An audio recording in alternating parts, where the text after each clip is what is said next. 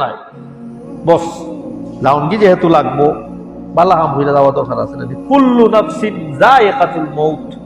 পৃথিবীতে যদি পৃথিবীতে চিরস্থায়ী থাকা যাইতো তাহলে পৃথিবীর শ্রেষ্ঠ মহামানব চিরস্থায়ী থাকতেন মুহাম্মদুর রাসূলুল্লাহ সাল্লাল্লাহু আলাইহি ওয়াসাল্লাম। পৃথিবীর শ্রেষ্ঠ একজন মানুষ, উনিও দুনিয়ার 63-64 বছর বাঁচছেন, এর শেষ লাউনগি লাগছে। তার মানে আল্লাহর হাবিবুল্লাহ, আল্লাহর বন্ধু যে ইনভাইট কইরা আল্লাহর আরশ কুরসি পর্যন্ত দেখায় একজন তান্ডে মুহাম্মদুর রাসূলুল্লাহ সাল্লাল্লাহু আলাইহি ওয়াসাল্লাম, তাই না দুনিয়ার তাসুন্না। তার মানে আমরা কেউ এত ভালো মানুষ দুনিয়ার তাসুন্না, আমরা তো কোন ক্ষেত্রে মূল্য, আমাদেরকে আজ হোক কাল হোক যেতেই হবে। ওয়াল আখিরাতু খায়রু ওয়া আবকা। আখিরাতের জীবন, পরকালের জীবন, এটা হচ্ছে শ্রেষ্ঠ, এটা হচ্ছে চিরস্থায়ী, এটা বাকি থাকবে।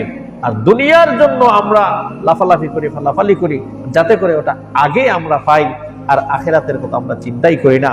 এজন্যে ফজরের নামাজের এলান দিয়া দেখুক আপনি দেখা দেয় ওই 10,000, 15,000, 20,000 পরিবার একবারে কোনো মসজিদ খালি থাকতো নাই।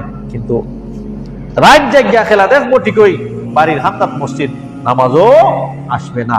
এইগুলো আমরা অবস্থা। এর জন্য কিয়ামত চাইলেও দেওয়া যাবে না যে আল্লাহ একবারে আব্দুল্লাহ বন্যায় দুনিয়ায়, একবারে আব্দুল্লাহ বন্যায় আপনার বন্দা বন্যায় আমরা একবার দিলাম কত